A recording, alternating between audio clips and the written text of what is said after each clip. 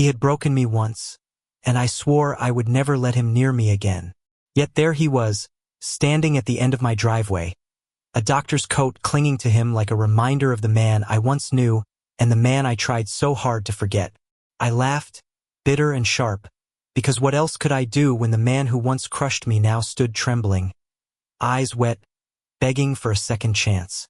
My name is Ethan Carter, and for the last 4 years, my life has been built on escape from pain, escape from memories, escape from him. I live in a small town in the Midwest now, far from the chaos of New York City where it all began, raising a child who carries his eyes, his stubborn jawline, a child he doesn't even know exists. But fate has a cruel sense of humor. The first time I met Dr. Adrian Hale, I hated him.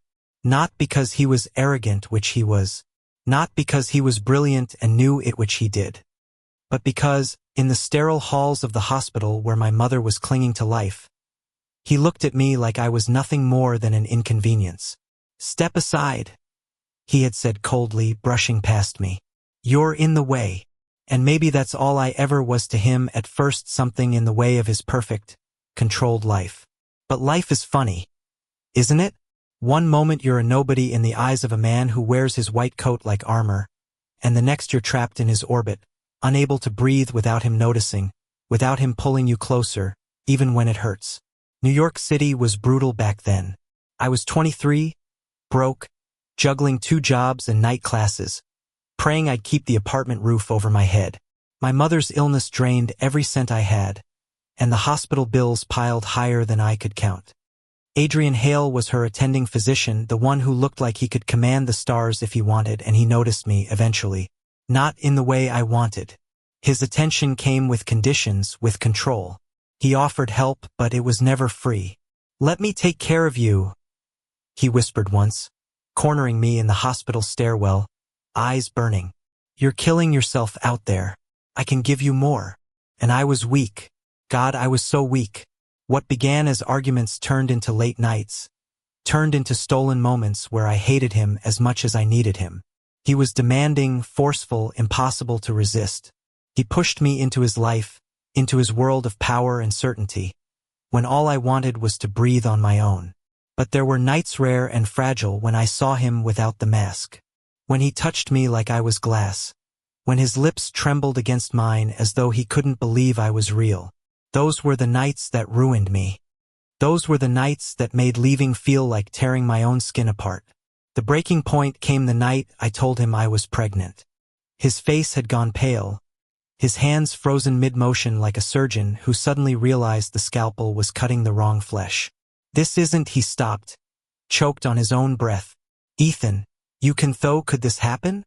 I had laughed then, broken and hysterical, because what else could I do? How could it happen? "Are you really going to stand there and ask me that, Adrian? You think I planned this?" He had shut down after that, cold, calculating, already thinking of solutions, of ways to fix me. Couldn't let him, so I ran. I left New York in the dead of night, carrying nothing but a duffel bag, a fake smile, and a heartbeat inside me that wasn't just mine anymore. For years of scraped-together happiness in a quiet town where no one knew my name, where the biggest drama was whose dog got loose on Main Street. For years of watching my son, Jamie, grow into a mirror of the man I once loved and hated in equal measure. And then last week, I came home from work to find Adrian standing on my porch. He didn't look like the untouchable doctor anymore. He looked human, shattered, and so damn tired. His eyes flickered the moment they landed on Jamie, and I knew he knew. Now he's here again, at the end of my driveway, voice cracking as he says, "Ethan, please don't shut me out. Not this time. I want to hate him. I want to slam the door in his face, to remind him of every wound. Every night I cried myself to sleep with his name in my mouth like poison. But Jamie is watching from the window, and my heart, traitorous as ever, is already breaking all over again." Adrian takes a step closer, desperation etched into every line of his body. "I lost you once because I was a coward. I won't lose you again. Not when I know what's at stake now." The autumn wind stirs between us, scattering leaves like fragments of the years we lost. I grip the railing, knuckles white, because I can't decide if I'm about to scream at him or fall into his arms. "Go home, Adrian," I whisper, even as tears burn my throat. "You don't belong here anymore." His answer is simple, shattering. "You're wrong. My home has always been with you." That's where it begins again, our war, our love story, our undoing. And I don't know yet if I'm strong enough to survive it this time. Adrian didn't leave after that night. Every morning, I woke up expecting him to be gone back to New York, back to the pristine life where I had no place. But he stayed. He found a small apartment in town. He walked to the coffee shop on Main Street. He lingered at the park where Jamie played.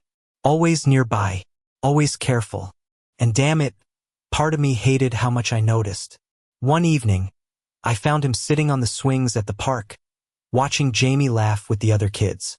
His tie was loosened, his hair messy, his shoulders slumped in a way I had never seen before.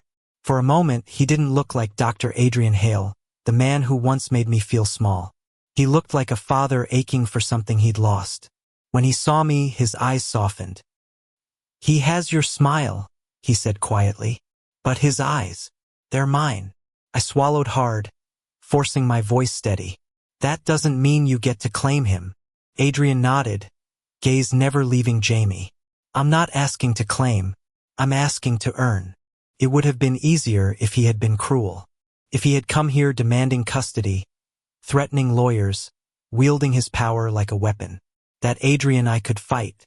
But this man, this broken, relentless version of him was harder to resist.